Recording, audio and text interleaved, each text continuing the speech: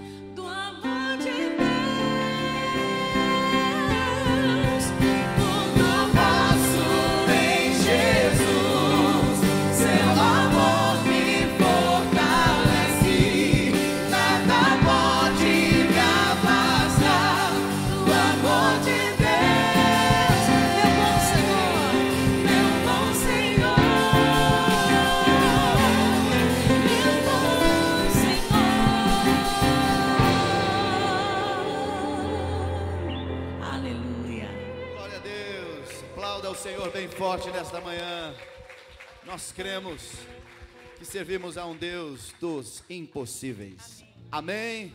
Louvemos ao Senhor.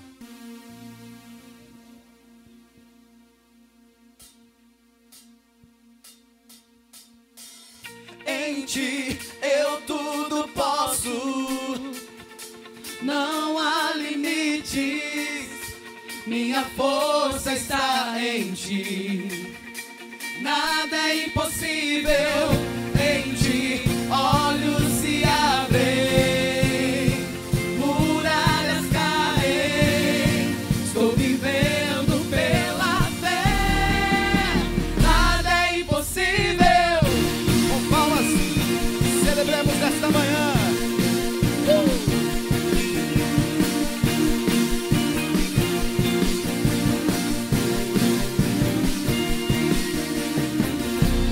Não vou viver pelo que vejo. Não vou viver pelo que sinto. Eu sei que comigo sempre está. E tudo pode realizar. Em Ti eu tudo posso. Não há limites, minha força está em Ti. Nada é impossível em Ti. Olhos se abrem, muralhas caem.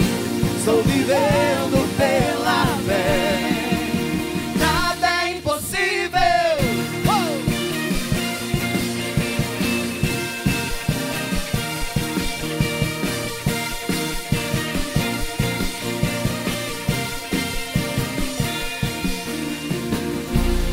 Não vou viver pelo que vejo.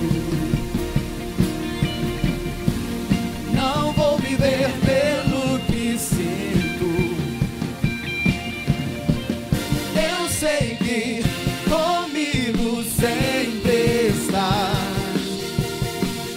E tudo podes realizar.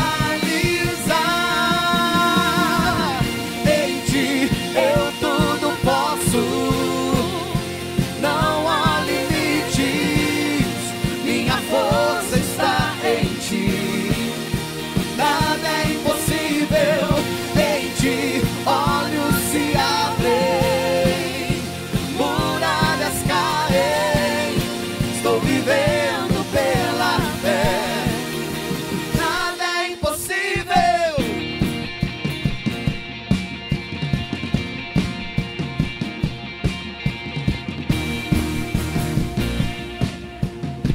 Vamos declarar bem forte. Creio, creio em Ti, creio em Ti. Creio em Ti, creio em Ti, Jesus. Creio em Ti, creio em Ti. Creio em Ti, creio em Ti, Jesus. Creio em Ti, creio em Ti. Creio em Ti, creio em Ti, Jesus. Creio em Ti, creio em Ti. Creio em Ti, creio em Ti, Jesus. Em Ti eu tudo posso. Claro e bem alto. Não há Nós cremos nisto, Senhor. minha força está Aleluia. em Ti. Nada é impossível em Ti. Olhos se abrem, muralhas caem. Estou vivendo pela fé. Nada é impossível em Ti, em Ti. Creio em Ti, creio em Ti, Jesus. Creio em Ti, creio em Ti. Creio em Ti, creio em Ti, Jesus. Aleluia! Aleluia! Aleluia! Declare mais uma vez. Em Ti não há limite.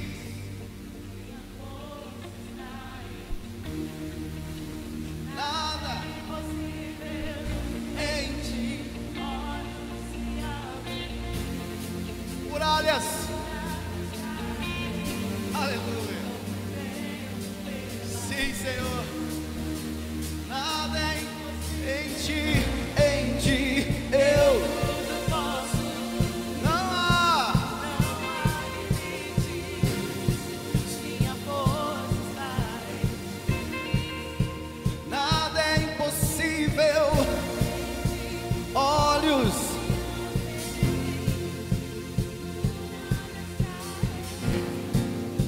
Vamos cantar bem forte.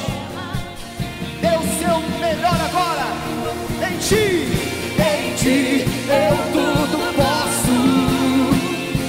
Não há limites, minha força está em ti. Nada é impossível. Olhos se abrem, muralhas caem. Creio em ti, creio. Nada é impossível. Creio em ti, creio em ti. Creio em ti, creio em ti, Jesus. Creio em ti, creio em ti. Creio em ti, creio em ti, Jesus. Aleluia! Glória a Deus, glória a Deus, glória a Deus. Feche os teus olhos um instante, por favor. E agradeça ao Senhor por esta presença tão maravilhosa. Ele habita em meio aos louvores, diz a palavra.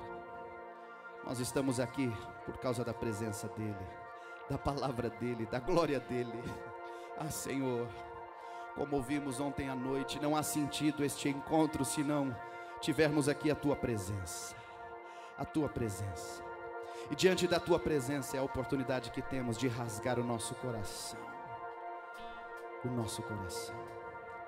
E dizer o quanto precisamos de Ti. Precisamos de Ti, Senhor.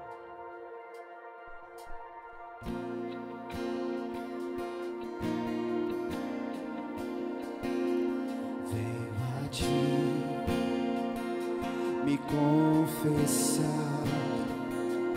pra minha alma descansar.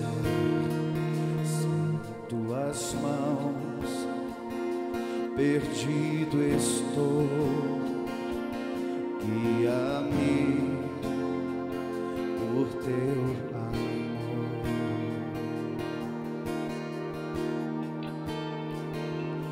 Ó Senhor, de Ti preciso,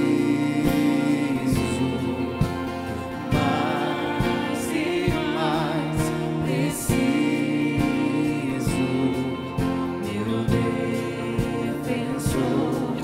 Justo e fiel, de Ti eu preciso.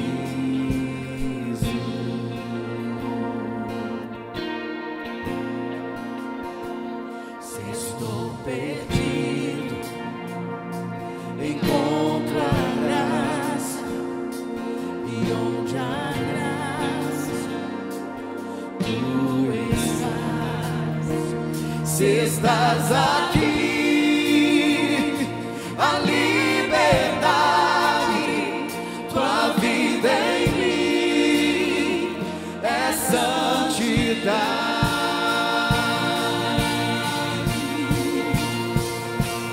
Ó Senhor, de Ti preciso,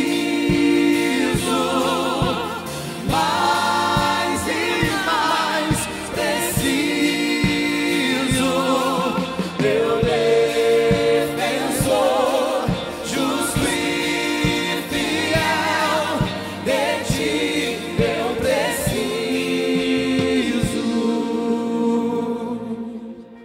E quando a tentação surgir,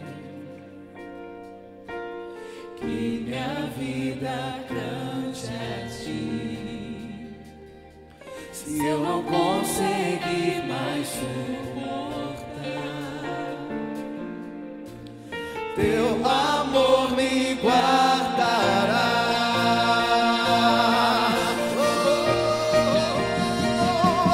Ó Senhor, de Ti preciso, mais e mais preciso. Meu defensor, justo e fiel,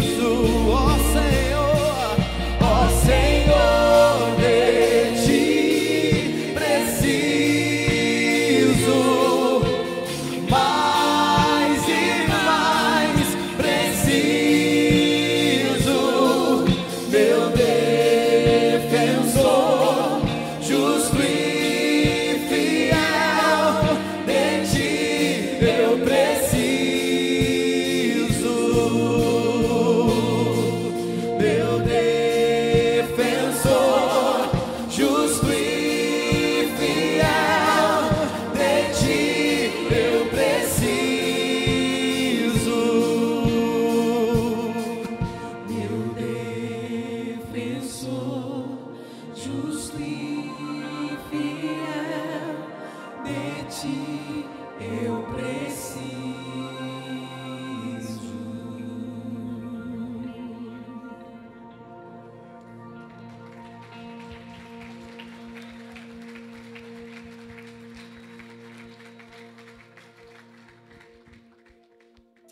Aleluia.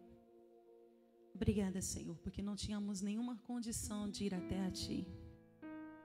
Mas por Tua graça o Senhor veio até nós. E Tu és tudo para nós. Nós não precisamos apenas de tanto do Senhor, mas nós precisamos tudo de Ti, Senhor. Tu és o Alfa e o Ômega, o início e o fim. Tu és tudo para nós, Senhor. Aleluia.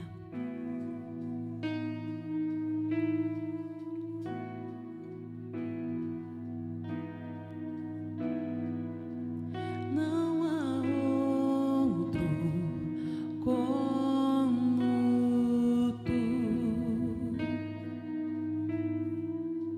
soberano e fiel. Não há outro como Tu. Reina sobre a terra e céus. És o Alfa e Ômega, início e fim. És o ar que eu respiro, tudo pra mim. Tu és Jesus, Tu és Jesus. És o Alfa e Ômega, início e fim. És o ar que eu respiro, tudo pra mim. Tu és Jesus, Tu és Jesus.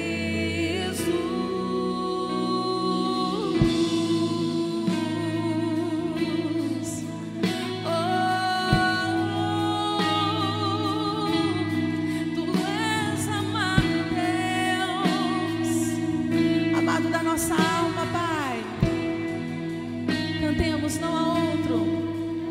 Não há outro como Tu, soberano e fiel. Soberano e fiel. Não há outro como Tu. Reina sobre a terra e céu. És o Alfa e Ômega, início e fim. És o ar que eu respiro, tudo pra mim. Tu és Jesus, Tu és Jesus. És o Alfa e Ômega, início e fim. És o ar que eu respiro, tudo pra mim. Tu és Jesus, Tu és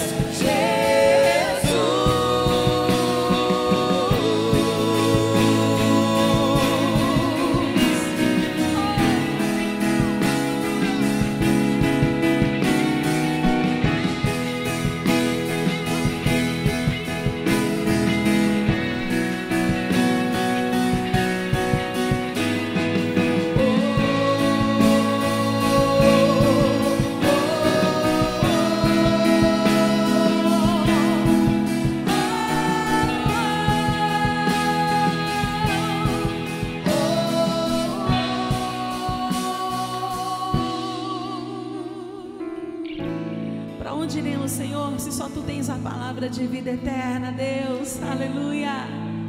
Tu és, Senhor, Alfa e Ômega, início e fim. Tudo pra mim, tudo pra mim. Alfa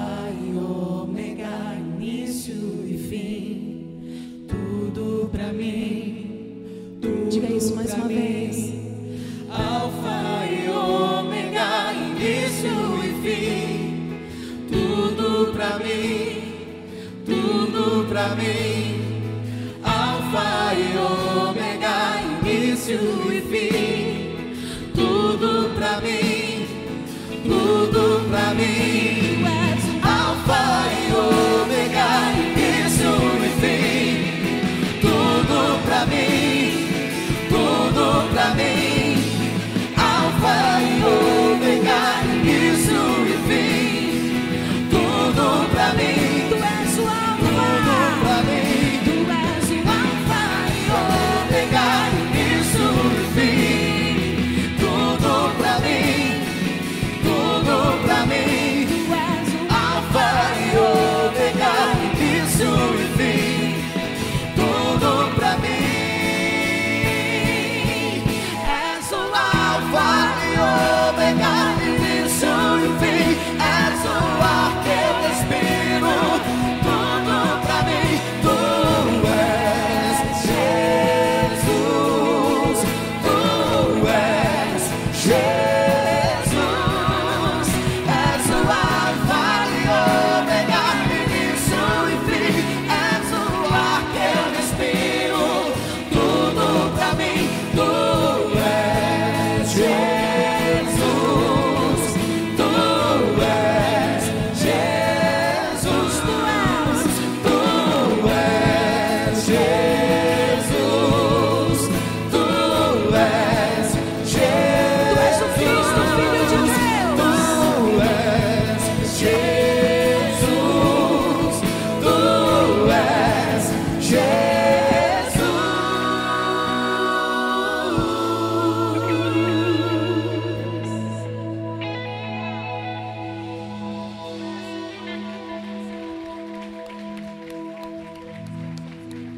Glória a Deus. Os amados, se assentem, por favor.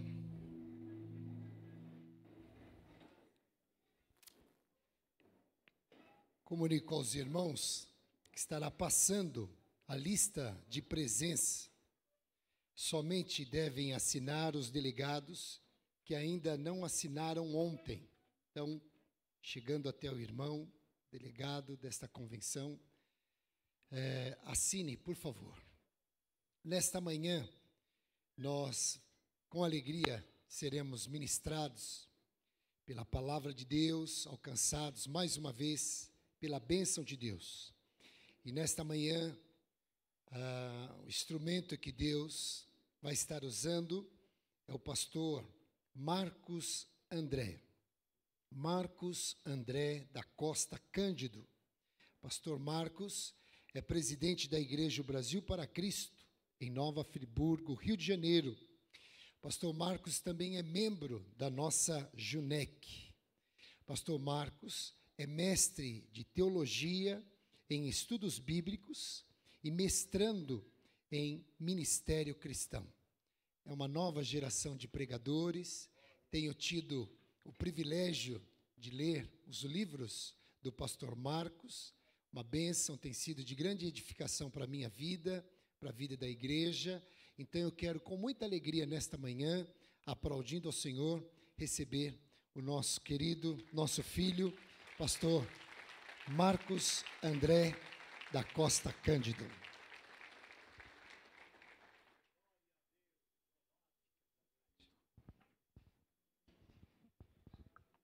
Graça e paz, queridos. É uma alegria estar com os irmãos nessa manhã. Se você me perguntar se eu estou nervoso, eu vou dizer que não, estou apavorado. Quero agradecer por esse convite tão especial, pastor Bergamin, que nos concede essa oportunidade. Quero cumprimentar toda a liderança da nossa denominação, pastores tão especiais, pastor Célio, que é um paizão para a gente, pastor Orlando, pastor Isaías, pastor Miguel, meu presidente, pastor Elissandro, meu outro presidente também, pastor Walter Bastos. Feliz de poder compartilhar um pouco daquilo que o Senhor tem trago ao nosso coração.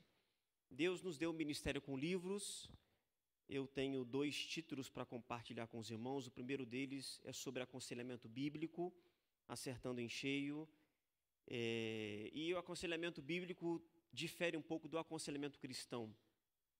O aconselhamento cristão, ele promove uma integração entre Bíblia e teorias seculares. E o aconselhamento bíblico vem para resgatar a suficiência da palavra para tratar daqueles que sofrem. Então, talvez você não concorde com tudo que está aqui, mas vai te fazer pensar em algumas coisas, repensar algumas coisas.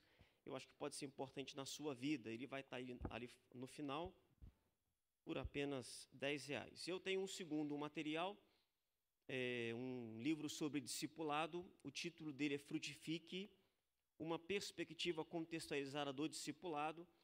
Ele é a base do meu trabalho final de conclusão do mestrado. Ele tem uma peculiaridade. Nós vivemos um tempo em que o discipulado tem se popularizado de fato, né? Muita gente falando de discipulado, muita gente trabalhando com discipulado, mas é assustador como que tem gente traumatizada também com o discipulado. Tem gente que, se você falar assim, discipulado, ela chega a arrepiar toda. Deus me livre.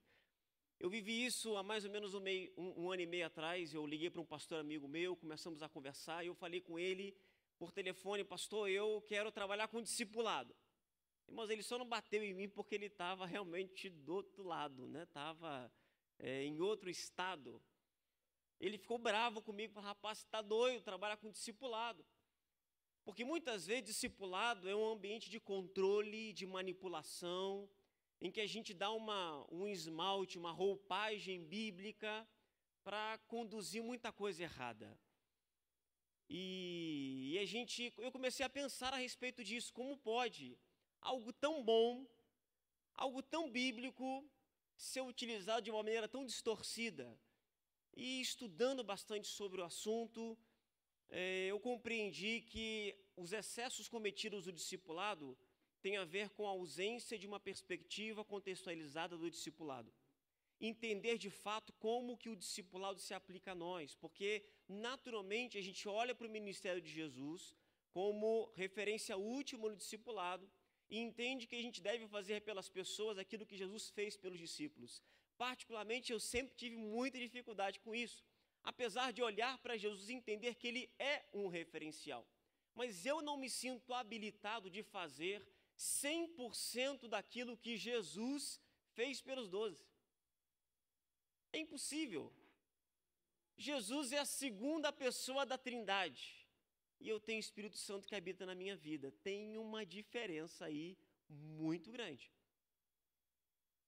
Jesus é a palavra encarnada e eu tenho a palavra dele no meu coração. Isso também é muito diferente. Jesus é um modelo perfeito de tudo que ele ensinava. Eu sou um modelo imperfeito. Então existe uma diferença entre aquilo que Cristo fez e aquilo que eu devo fazer. Tanto que, por mais que Jesus tenha dito para os discípulos que eles deveriam ir e fazer discípulos de todas as nações, antes disso ele fala que enviaria o outro Consolador, que daria prosseguimento ao trabalho de discipulá-los. Então, nem tudo aquilo que Jesus fez, eu estou habilitado a fazer. E a gente precisa demarcar os limites de atuação de qualquer discipulador, porque senão a gente acaba se excedendo neles, e isso traz um problema muito, mas muito, mas muito grande. Então, no livro, a gente traz uma perspectiva contextualizada, a gente começa falando sobre frutificação, depois a gente fala sobre discipulado nos evangelhos, discipulado no livro de Atos dos Apóstolos, a gente fala sobre os agentes do discipulado e a gente fala sobre a síndrome de Messias, que é uma síndrome que se manifesta especialmente em contextos onde o discipulado é valorizado, e a gente termina também fazendo uma diferenciação entre discipulado e mentoreamento. Se você desejar, ao final, nós temos também alguns exemplares para partilhar com vocês, por apenas R$15. Amém? Quem foi abençoado ontem à noite na ministração da palavra? Dificilmente você foi mais do que eu. Primeiramente, porque eu estava muito preocupado em partilhar com os irmãos o que eu vou partilhar hoje. Mas o pastor pastor Roberto de Lucena, ele disse que o Brasil para Cristo, nenhum pastor da igreja Brasil para Cristo tem o direito de ser covarde. Aquilo foi para mim. E ele tocou num tópico muito importante, irmãos, que é porque os valentes caem. E ele começou a responder isso. Eu queria continuar pensando um pouco a respeito disso com você. Porque nós estamos na 7ª edição da Semana Brasil para Cristo. E a verdade é que muitos que estiveram nas primeiras não estão aqui, não é porque não têm dinheiro ou porque tinham compromissos, é porque se perderam no meio do caminho.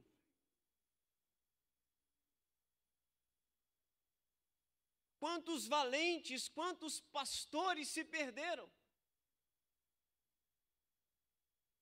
E ao longo dessa ministração, a tendência natural é você olhar para mim e se perguntar assim, mas quem é ele para falar sobre isso? Eu vou falar para você, eu não sou ninguém, de fato. Sou apenas um pastor consagrado há 10 anos atrás, aproximadamente. Sou casado há 13 anos com a Cintique. O pai dela conhecia bastante Bíblia, né? Filipenses 4:2, rogo, Evode e a Cintique, que pensem concordemente no Senhor. Tenho um Estevão de 10 anos, Elisa de 7 anos. Mas eu sou filho de pastor. Eu sou genro de pastor. E se sou genro de pastor, quer dizer que eu sou casado com uma filha de pastor.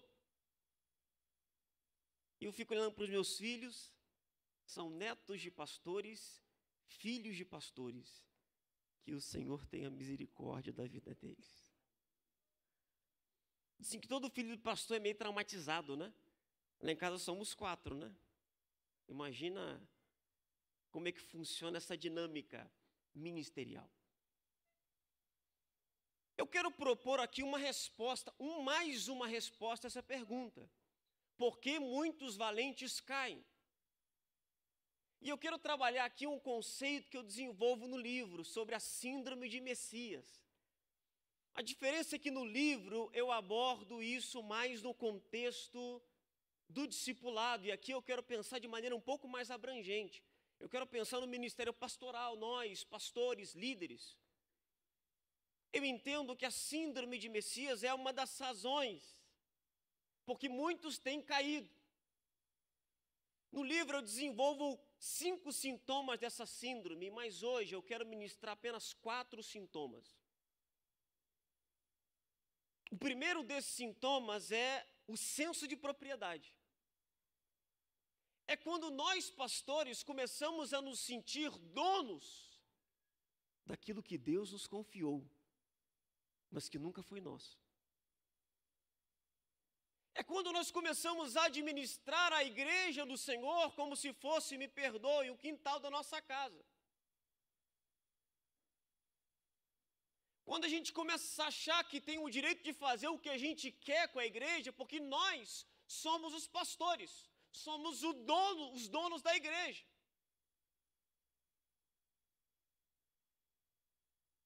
E todos nós precisamos nos lembrar que nós exercemos a autoridade debaixo da jurisdição de Deus.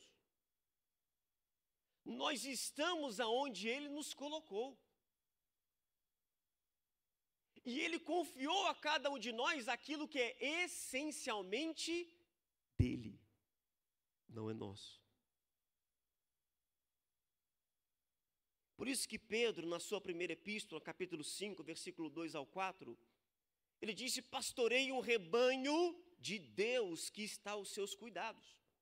Olhem por ele, não por obrigação, mas de livre vontade, como Deus quer.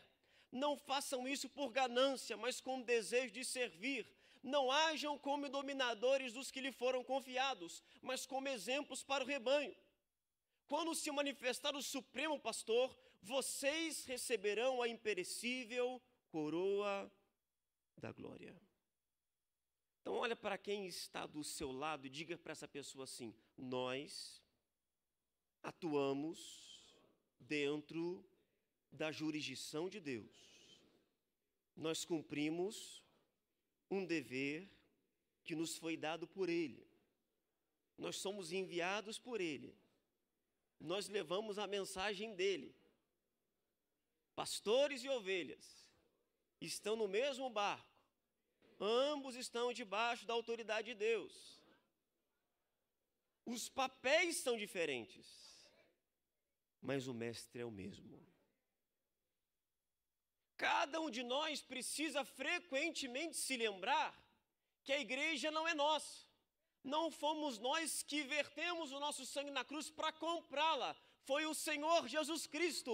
E nós administramos aquilo que pertence a Jesus. Você pode aplaudir o Senhor por isso, amém?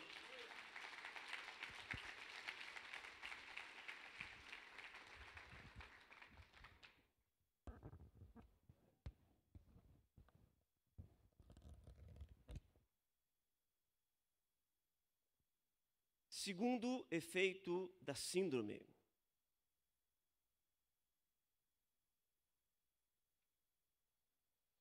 Mania de controle. John Maxwell disse que a verdadeira medida da liderança é a influência.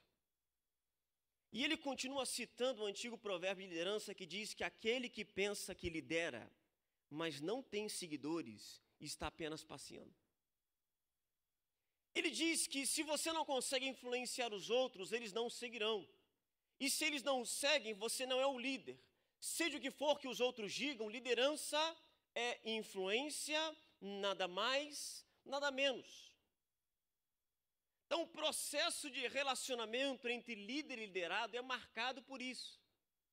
Se o liderado não for vulnerável à ação do líder, não existe liderança de fato. Há só liderança nominal. Agora, quando o relacionamento, a interação de líder e liderado, ou pastor ou ovelha, é regido pelo senso de propriedade, a possibilidade de impactar alguém se transforma em uma obsessão por controle sobre a vida das pessoas, da igreja e do ministério. E alguns lembretes aqui são muito importantes. Primeiro, nós precisamos sempre nos lembrar que nós exercemos a autoridade como agentes de Deus que estão sob a sua jurisdição. Nós não temos o direito de orientar as nossas ovelhas segundo os nossos próprios interesses e conveniências. Nós precisamos orientá-los segundo os padrões de Deus para o bem deles. Não devemos tentar moldar as igrejas que o Senhor nos confiou como nos agrada, e sim como agrada a Deus. Porque, como eu já disse, no final das contas, a gente não é dono de nada. A gente é apenas mordomo de Deus, a gente administra o que é de Deus e deve fazer isso segundo os propósitos de Deus. Aí tem um que fala assim, mas eu sou o anjo da igreja. Mas a gente tem que fazer uma diferenciação entre anjo da igreja e Messias da igreja. Tem gente que já virou Messias da igreja. Ele controla tudo. É a sua própria agenda. A igreja é deles, as ovelhas são deles, a visão é deles. Todo mundo tem que ler na cartilha deles, e se não for do jeito deles, não serve.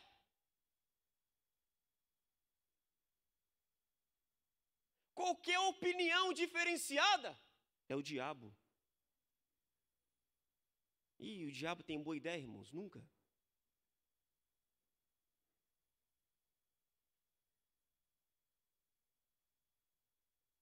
Um dos indícios que nós estamos nos perdendo são nossas reuniões de ministério. Eu já vi pastor bater no peito e falar assim, na minha reunião de ministério ninguém fala nada. E quem diz que isso é bom, irmãos? Todo mundo fica quieto, não fala nada na sua frente.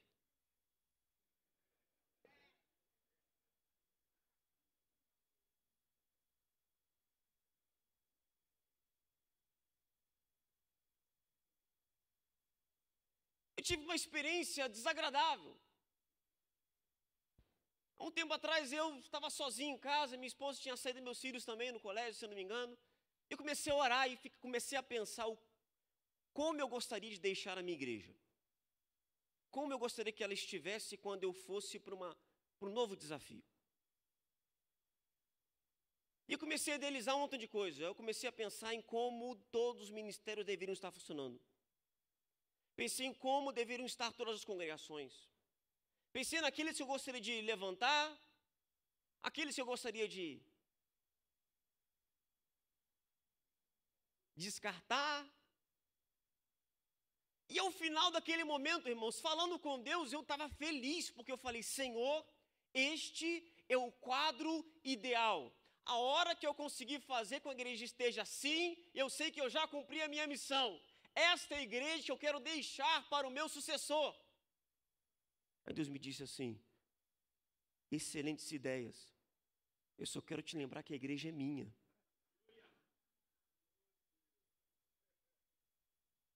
Já parou-se para se perguntar se é desse jeito que eu quero a minha igreja?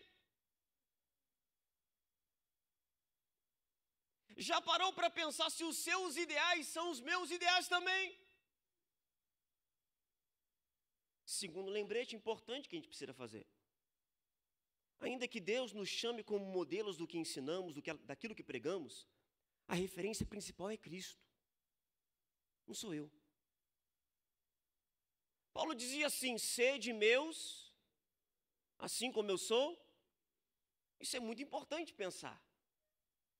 Porque ele desafia as pessoas a olharem para ele e para o imitarem, mas ele estabelece e deixa claro que a referência última é Cristo. É como se ele dissesse, sede meus imitadores apenas quando eu também for um modelo de Cristo. Porque ele é a referência final. Discipulado não é fazer cópias de nós mesmos, tá vendo? Cortou o cabelo igual a mim, tá barbudo igual a mim, tá se vestindo igual a mim, até come que eu como.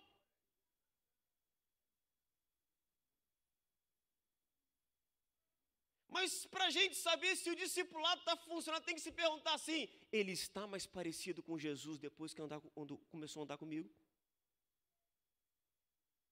Ele não tem que ser a minha cara. Ele tem que ser a cara de Jesus. Porque no discipulado nós não fazemos cópias de nós mesmos. Fazemos cópias ou somos instrumentos de Deus para que pessoas cresçam, tendo o caráter de Cristo sendo desenvolvido nelas. Terceiro lembrete. Só Deus pode transformar a vida das pessoas. Não somos nós. Só Deus. Não existe mudança genuína sem a ação do Espírito. Nós proclamamos o Evangelho, mas Ele é quem abre o entendimento. Nós denunciamos o erro, mas Ele é quem convence do pecado. Nós ensinamos o caminho, mas Ele é quem guia toda a verdade. Nós treinamos, mas Ele é quem capacita. Nós falamos sobre a necessidade de mudança, mas Ele é quem transforma. Nós somos apenas facilitadores de Deus, porque a obra quem faz é o Espírito Santo de Deus. Ele quem transforma pessoas, Ele quem transforma realidades, é Ele quem muda vidas. Nosso trabalho como discipuladores e líderes não é controlar pessoas, mas levá-las a se sujeitarem ao controle de Deus. Terceiro sintoma desta síndrome: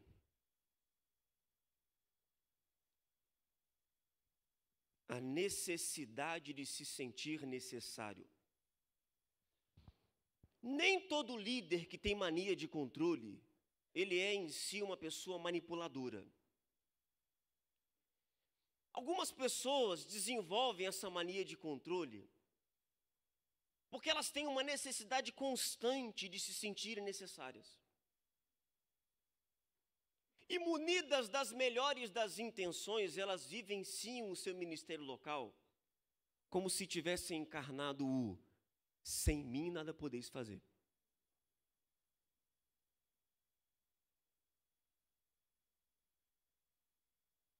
O pastor chegou ontem. Estava doido para chegar no quarto, para ligar lá para saber, e aí, como é que foi o culto? Quantas pessoas foram? Tá tudo certo? E fulano apareceu? Como é que tá? Ele não desliga.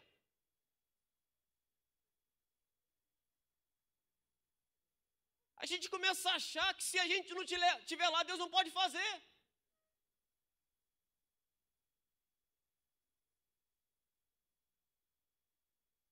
Em Atos capítulo 6, a gente tem a primeira crise da igreja, crise interna da igreja primitiva. É quando a gente descobre que aquela igreja era humana. Porque há um problema em relação à distribuição de alimentos.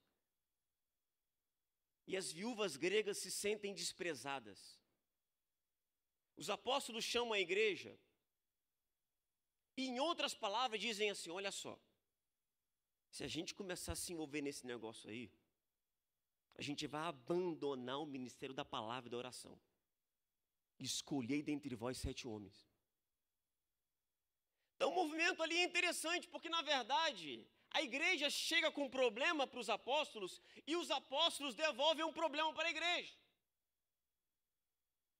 E depois de um tempo a igreja que tinha vindo com um problema agora vem com a solução. 7 homens. Dentro das qualificações que os apóstolos haviam dado.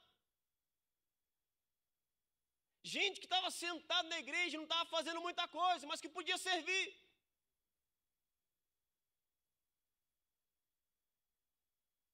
E quando a gente tem essa necessidade de se sentir necessário, a gente vira um imã para problema. Porque a gente só se sente bem quando a gente resolve o problema de alguém. A gente começa a ter um ministério que é governado pelos problemas. E isso não resolve nosso problema, piora. Porque a gente começa a dar atenção só para quem tem problema. E você já parou para pensar que aqueles irmãozinhos que menos te dão problema são os que têm mais potencial de frutificação na sua igreja? Aquele casal que nunca tem dificuldade, ou melhor, nada alarmante, é justamente o casal que você tinha que trazer para perto e investir na vida dele? Ao invés de ter seu tempo todo consumido com gente problemática?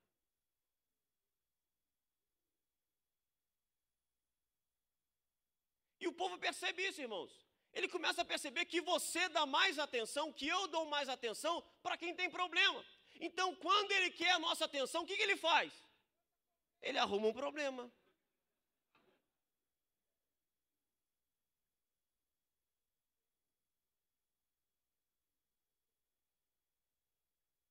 Fala para quem está do seu lado uma frase de David Kraft. Ele disse: a maior riqueza de um líder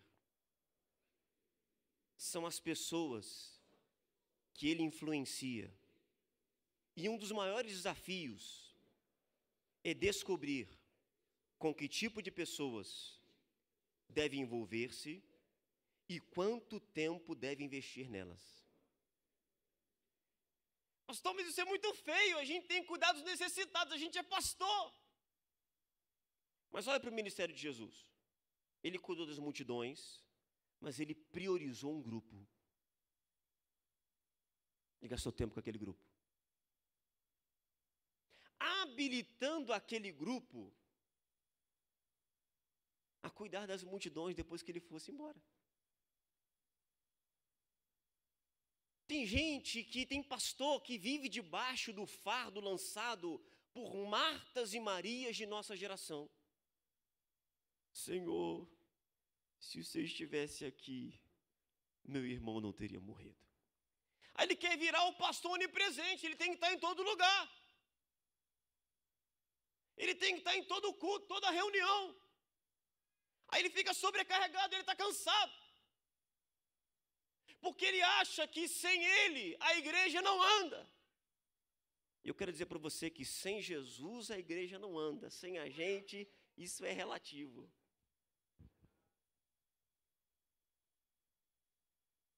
Pastor que não desliga, que não vai viajar, não vai tirar férias. Olha Deus falando aí.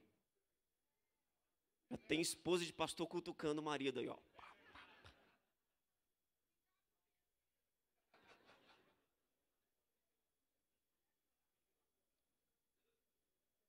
Esse foi revelamento mesmo, foi revelação, não é revelamento. Não viaja com a família, não cuida da família, vive para a igreja.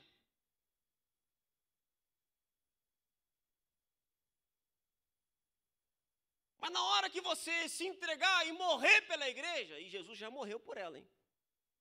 Você não precisa morrer pela igreja, não. Na hora que você se entrega pela igreja e perde a família, a primeira a apontar o dedo na sua cara e dizer, você não tem condições de ser nosso pastor, é a igreja. Vai descansar, pastor. Desliga. Pastor, mas a última vez que eu saí de férias, deu um problema na igreja. Mas provavelmente o problema não foi que você saiu. O problema aconteceu quando você estava lá. Quando você saiu, ele veio à tona. Estava escondido. Vai descansar, pastor. Vai curtir sua família, vai curtir seus netos, vai curtir seus filhos. Vocês conhecem a história de um pastor que chegou no púlpito da igreja no domingo à noite e falou, irmãos, eu quero comunicar aos irmãos que eu vou tirar 15 dias de férias, vou descansar com a minha família, estou muito cansado e tal. Aí ele ministrou lá, orou, ministrou a bênção apostólica. Aí a porta da igreja veio uma irmãzinha para ele e falou, pastor, o diabo não sai de férias não, hein?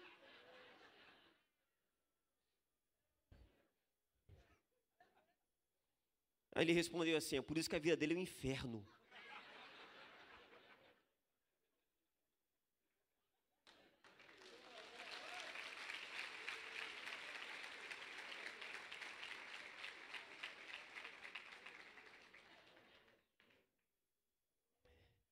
Dave Kraft, no livro Líderes que Permanecem, trouxe os 7 hábitos dos líderes altamente ineficazes. Primeiro, passam muito tempo gerindo e pouco tempo liderando. Gestão é uma coisa, liderança é outra história.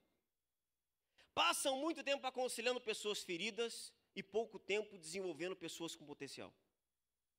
Terceiro, passam muito tempo apagando incêndios e pouco tempo acendendo fogo, motivando. Passam muito tempo fazendo coisas e pouco tempo planejando. Passam muito tempo ensinando a multidão e pouco tempo treinando o grupo-chave. Passam muito tempo fazendo coisas e pouco tempo delegando-as. Tomam muitas decisões baseadas em políticas da organização e poucas baseadas em princípios bíblicos. Então olha para quem está ao seu lado e diga com carinho por essa pessoa, a igreja que você pastoreia, ela não precisa de mais um Salvador. Ela já tem Jesus. Você pode aplaudir bem forte ao Senhor por isso, amém?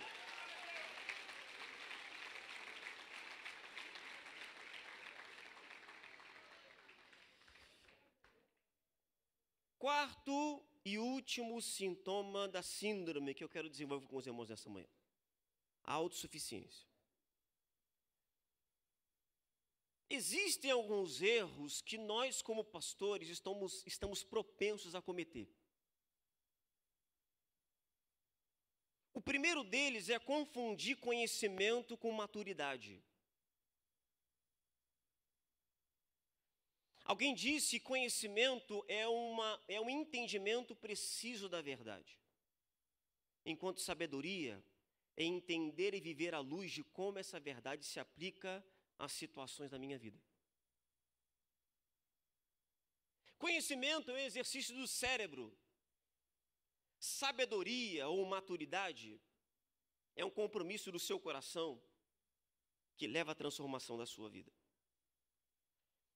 Qual é o grande problema que nós vivenciamos hoje? A incoerência entre o indivíduo público e o homem particular. Charles Spurgeon nos conta de um pastor que pregava tão bem e vivia tão mal, que que uma vez no púlpito todos diziam que dali ele nunca deveria sair. Mas quando saía, falavam que para lá ele nunca deveria voltar.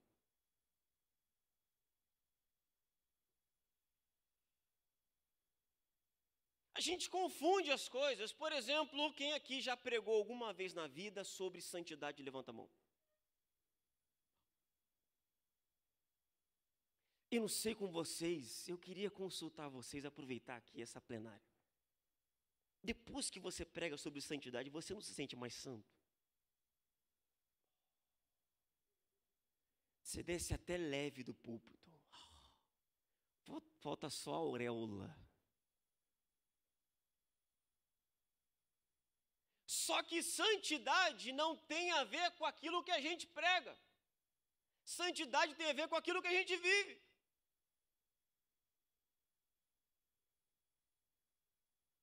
Maturidade não é a respeito daquilo que a gente sabe,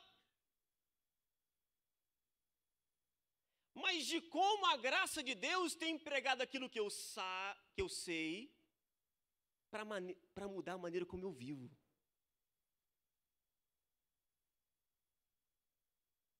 Segundo erro, confundir sucesso ministerial com o apoio de Deus ao nosso estilo de vida.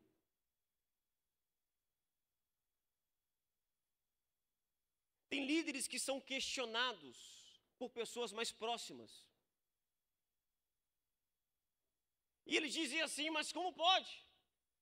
Se eu estou tão errado assim, como é que Deus está abençoando o que eu faço? E a gente se esquece que Deus abençoa aquilo que a gente faz, porque Ele tem muita misericórdia das pessoas que estão debaixo da nossa autoridade. Irmãos, qual foi o pregador mais bem-sucedido do Antigo Testamento? Jonas. Ele estava todo errado, irmãos. Certa vez um pastor, ele fez uma descoberta, ele percebeu que havia essa incoerência entre quem ele era dentro da igreja e quem ele era dentro de casa. Contam até de uma história, você conhece essa história? O pastor estava na igreja, terminando o culto. Quando ele está ministrando a bênção apostólica, para um caminhão de mudança na porta da igreja. É a mulher dele.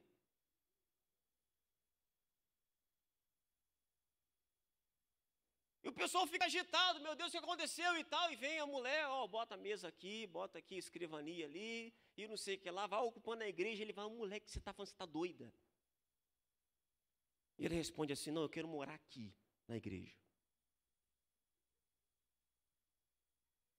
Porque lá em casa você é terrível. Eu não te aguento. Você é grosso, você é rude. Mas aqui na igreja você é um doce. E eu quero viver com esse docinho do meu lado. Certo escritor teve um despertar, ele estava numa discussão com a esposa dele e eram discussões sucessivas. Um belo dia, cheio de razão, ele virou para ela e disse assim, você sabia que 95% das mulheres da nossa igreja gostariam de ser casadas comigo?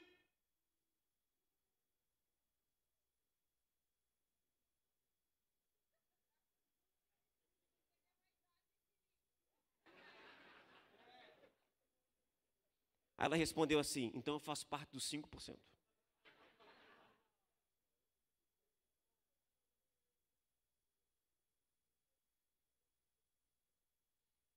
Paul Tripp diz que a aclamação pública frequentemente é o viveiro para o crescimento da semente do orgulho espiritual. A pergunta sobre a maturidade espiritual não pode ser respondida por pessoas que apreciam você, mas que francamente não conhecem nem um pouquinho.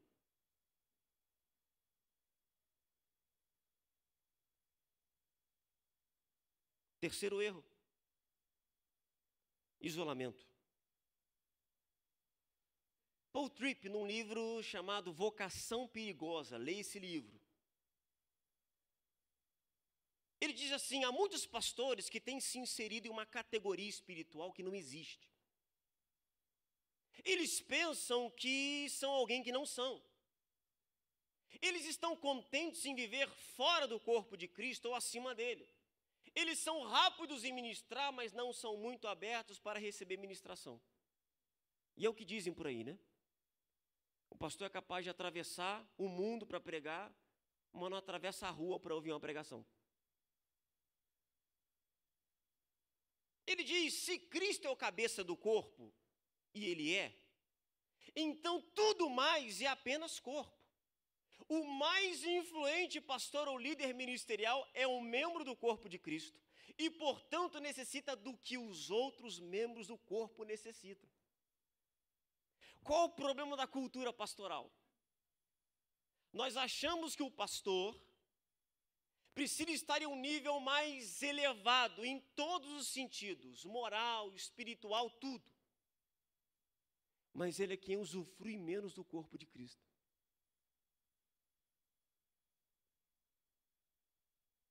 Essa é a nossa cultura pastoral.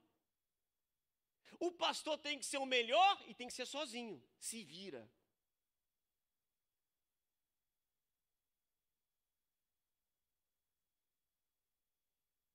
Só que ao contrário de Jesus, que não tinha nada o que aprender com os discípulos, nós temos muito a aprender uns com os outros. Eu gosto de uma frase do livro Instrumentos nas Mãos do Redentor. É o subtítulo do livro.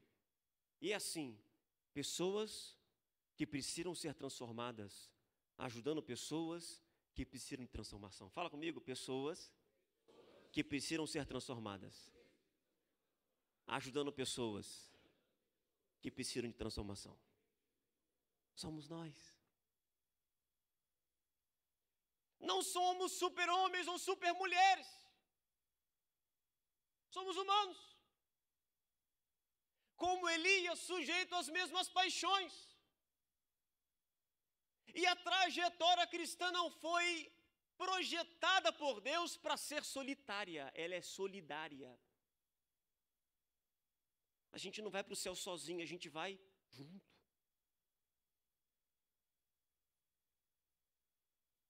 Há um processo natural como consequência do pecado, que é o processo de cegueira espiritual. Mateus capítulo 15, versículo 14, Jesus fala de um cego guiando outro cego. Alguém aqui na rua já viu um cego guiando outro? Não. Isso é possível? Não existe isso. É óbvio que Jesus fala de cegueira espiritual. E por que um cego ou um deficiente visual nunca se proporia a guiar outro cego? Por quê? Porque ele sabe que é cego. Diferente da cegueira espiritual. Paul Tripp diz que aqueles que são cegos espiritualmente têm a tendência a serem cegos à sua própria cegueira. É por isso que ele se propõe a guiar sendo cego. Esse é um risco nosso, irmãos. A gente é pastor é guia. A gente pode ser um cego guiando outro cego. E ainda que eu não trato aqui da cegueira absoluta, porque recebemos a luz do Evangelho, mas todos nós temos, como disse Howard Hendricks, pontos cegos. Como é que é o ponto cego? Eu estou dirigindo ali e de repente está vindo um motociclista. E ele está justamente no meu ponto cego. Eu olho para o retrovisor, de cima, do lado, não vejo. Quando eu vou virar com o carro,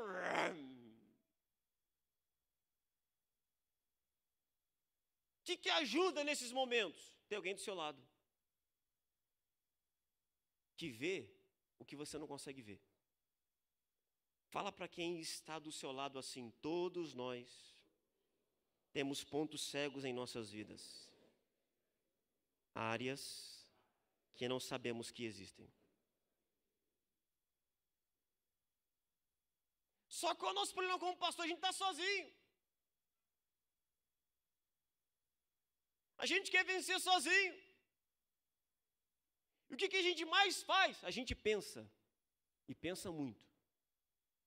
Estamos num processo de autoconversação. E segundo Paul Tripp, é assim que funciona. Um pastor faz o melhor que pode para continuar na ilusão de que ninguém tem um ponto de vista mais correto sobre ele do que ele mesmo. Afinal de contas, se ele consegue entender o que acontece na vida de todo mundo, por que ele não consegue na dele? Mas esse é um erro que a gente comete.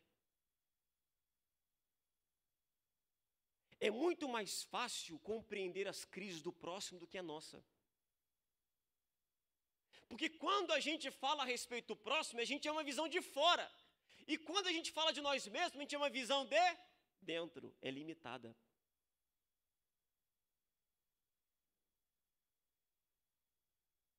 Ele diz, ele pensa que nenhuma crítica aos seus pensamentos, desejos, motivações, escolhas, palavras e ações são mais confiáveis do que a sua própria.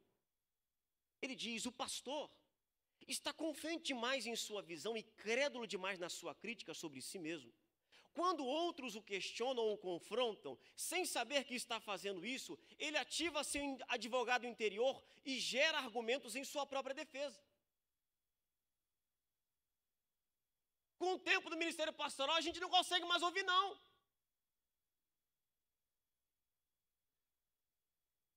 E a gente fica irado quando alguém tem a coragem, a petulância de dizer, você está errado.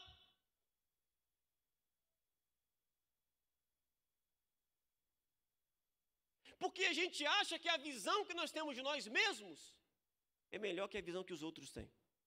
E nem sempre isso é verdade. Paul Tripp diz que discernimento pessoal é o produto da comunidade. Ele diz, preciso de você para realmente me ver e me conhecer. Caso contrário, escutarei os meus próprios argumentos, acreditarei em minhas próprias mentiras e aceitarei os meus próprios enganos. A percepção que tenho de mim mesmo é tão exata quanto aquele espelho que distorce em um parque de diversões. Se eu vou me enxergar de maneira clara, preciso que você segure o espelho da palavra de Deus à minha frente. Mas como é que é a conversa de pastor? Pastor encontra com outro pastor e fala assim, e aí, meu querido, como é que tá? Graças a Deus. Vai tudo bem. E aquela cidade abençoada está maravilhosa. E a igreja, uma bênção. Eu fico com inveja nos caras desses, irmão. Eles não têm luta. Isso é um espetáculo.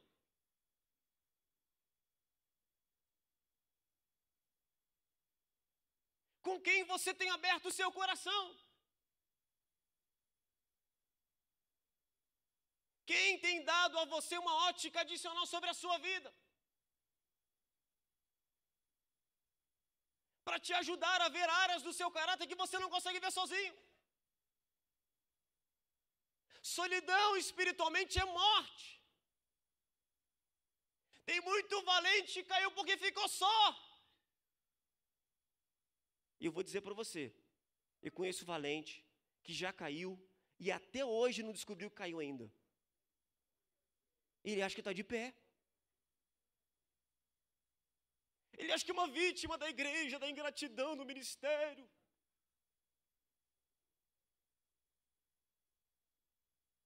Propongo para você. A gente tem uma tarde livre. Tem uma conversa pessoal com alguém que há muito tempo você não tem. Abre o seu coração para alguém. Pede para ele orar para a sua vida. Conte as suas lutas. Todo mundo tem problema na família. Todo mundo pensa em desistir. Todo mundo muitas vezes se sente mal. Peca, falha. Gaste tempo com alguém nessa tarde. E abra o seu coração, a sua vida, quem você é.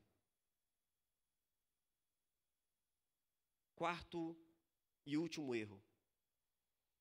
É a vida devocional inexistente.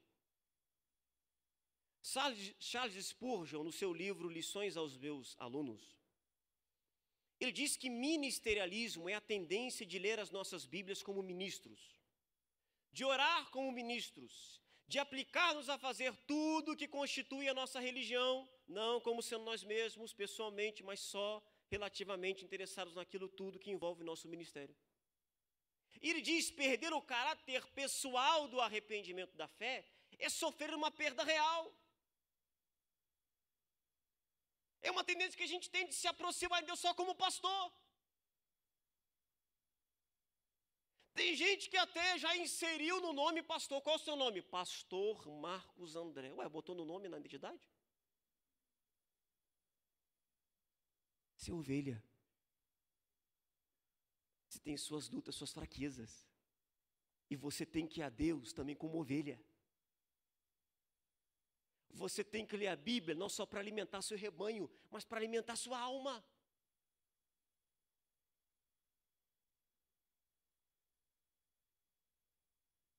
Spurgeon conclui: irmãos, é eminentemente difícil ater-nos a isso. O nosso ofício, em vez de ajudar a nossa vida piedosa, como alguns afirmam, torna-se um dos seus mais sérios empecilhos. O que ele quer dizer com isso? Que é difícil ser crente sendo pastor.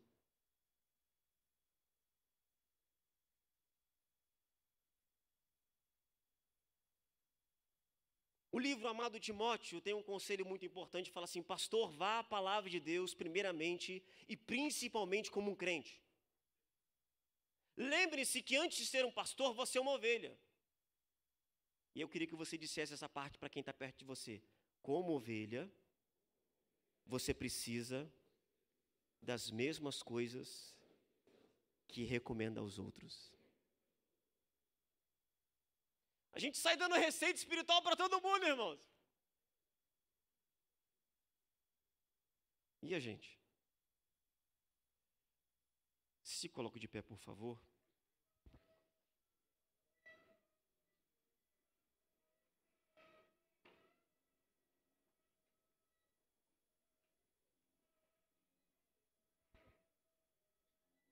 Convidar o Ministério de Louvor para ficar pertinho aqui, por favor.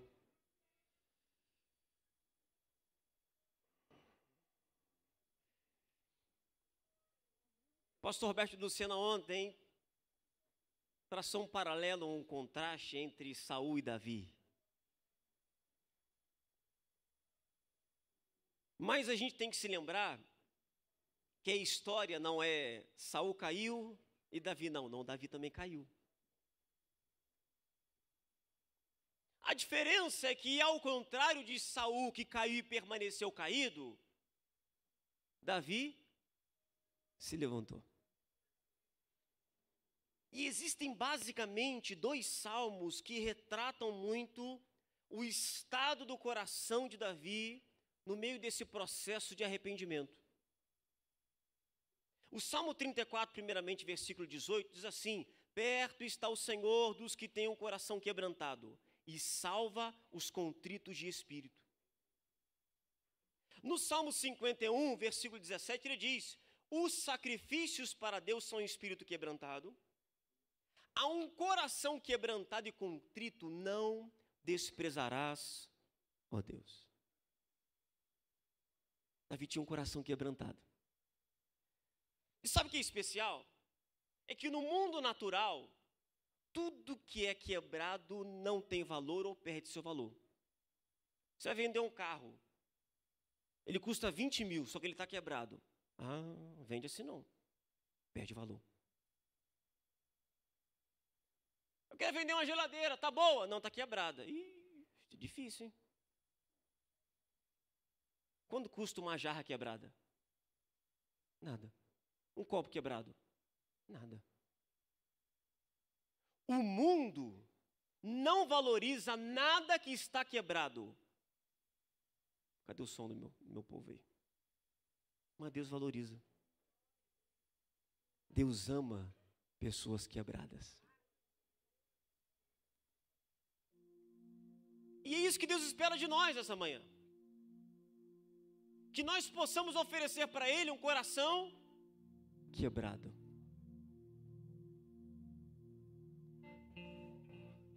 De gente que sabe que não é o salvador da igreja.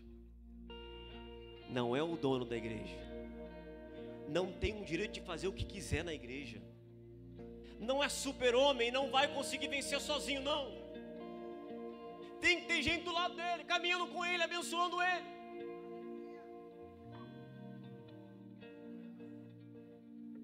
No hebraico, a palavra traduzida por quebrantado tem um sentido de contrito, ou daquilo que foi esmagado até virar pó.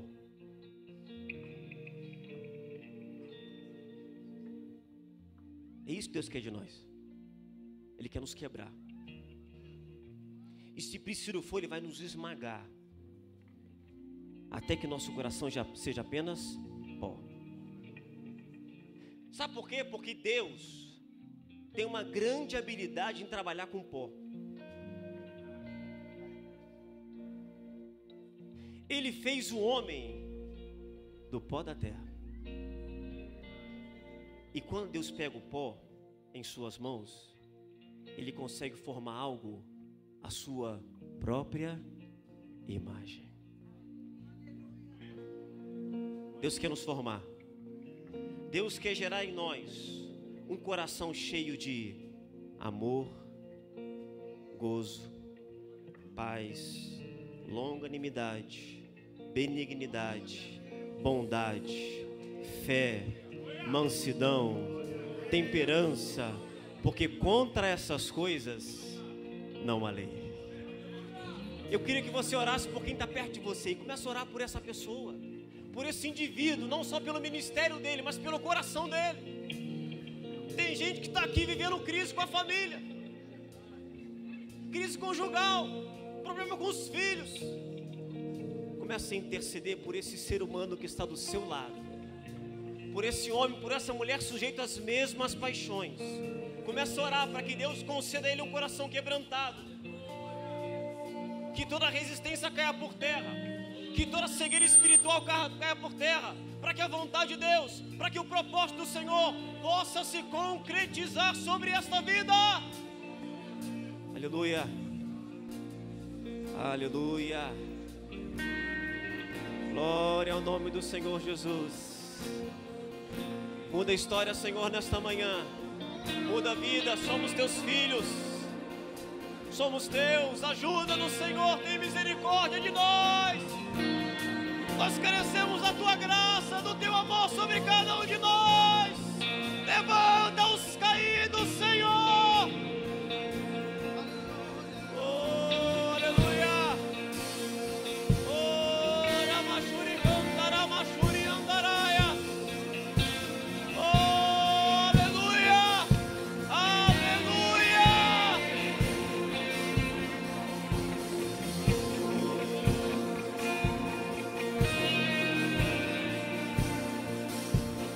Venho a ti e confessar pra minha alma descansar.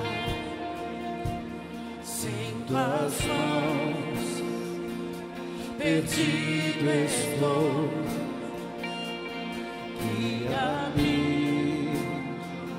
por teu amor.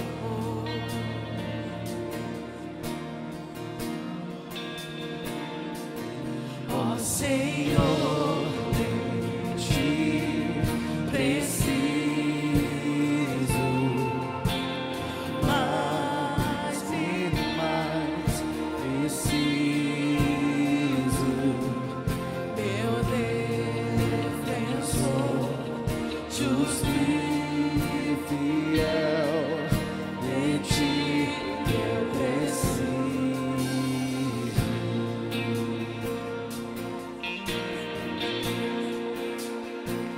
Se estou perdido, encontra a graça, e onde a graça tu estás. Se estás aqui,